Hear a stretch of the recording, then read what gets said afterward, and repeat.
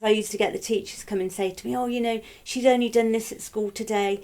Everybody else has done this. And I used to say, well, what have you been doing? And they said, well, we've been copying off the board.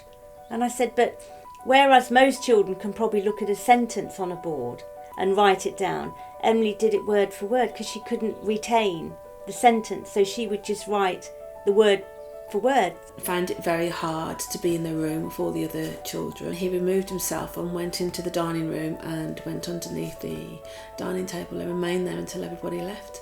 It's a struggle. It doesn't come naturally. The coordination, the hand-eye stuff. How are we going to try and make his life easier, And that was the sum total of the help. It was that or it was medication. It was take this medication, this will help him sleep, this will calm him down. But it didn't work. So it was me saying, do this, do that, do the other. And she could only take in the one instruction at the same time. I couldn't even engage with Tom in the way that I should have done as a mum. It's not that I didn't love him, I did. It's not that I didn't feed him, I didn't hug him or anything like that. But, every time I looked at him, I just kept thinking of the word autism. Nobody wants to admit that behaviour is a cry for help.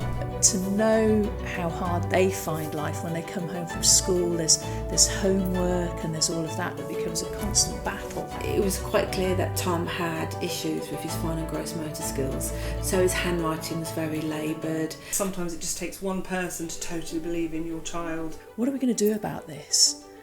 We need to take some action now, some responsibility. Sometimes you've just got to be brave and go, let's try. What have you got to lose? Try. In fact, it didn't take long for things to change, did it? More energy, more drive, more confidence. Pretty much the obvious things. What a fantastic young man, 19. He's off at university. He seems to be much more refined now. I heard this bang, bang, bang, bang, bounce, bounce, bounce of the ball going. And I said to Mandy, who's outside?